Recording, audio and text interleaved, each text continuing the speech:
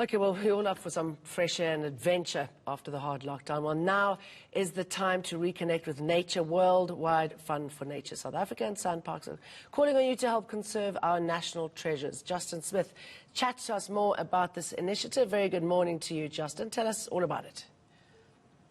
Morning, Jane. Thanks very much. Yeah, as you say, it's been a period where we've kind of realized how connected we are to nature. We haven't always had the opportunity over this time to spend time in nature.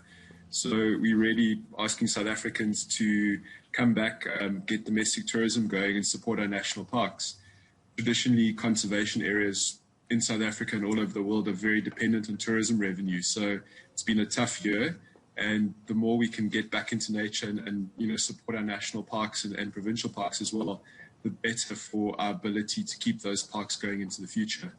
I mean, one positive spin-off of the lockdown is how South Africans have suddenly rediscovered what is right here in front of us. I mean, the amount of people going to the bushveld, for example, who've never been before is quite staggering and notable. How can we use this renewed vigor to make our parks sustainable for the future? Spot on. I think, we sometimes don't realize South Africa is one of the 10 most biodiverse countries in the world. So we've got these incredible natural assets right here. And I think for us now to have the ability to explore them a little more as South Africans is a really good thing.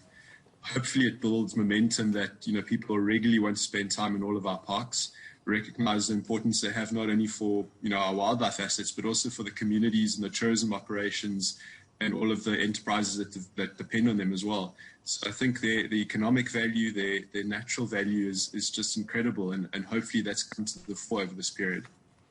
I mean, Justin, other than the donation, we'll talk about that. So many things need to be tackled in this country to get more people to buy into nature. I mean, there are a lot of people who feel that it's something that's very removed from them, especially wildlife. So is it something that needs to be tackled from an early age, how important animals are to us, heritage, the world's sustainability, and the communities who benefit off them? Absolutely, Jane. I think wildlife obviously is critical in terms of our tourism assets, and that's really important for employment and for our economy. But on a much broader level, we depend on nature for so many other basic resources. Food, water, energy. We can't survive without those, and those all come directly from nature. So it's not only in the interest of nature for the planet, it's in our own interest to really protect those resources going forward.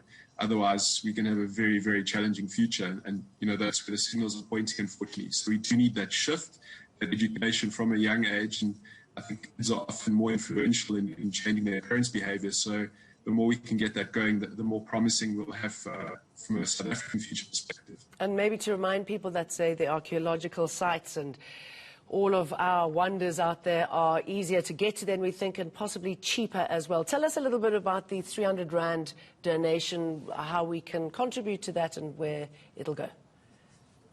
Sure. So we worked out basically SanParks is responsible for 19 big national parks across our landscape, as well as a number of different marine protected areas. So that's a pretty big hectareage, if we can put it that way.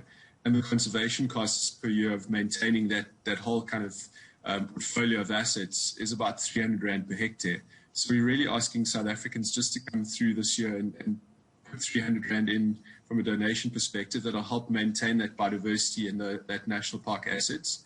And at the same time, stand a chance of winning some really incredible prizes and experience within our national parks.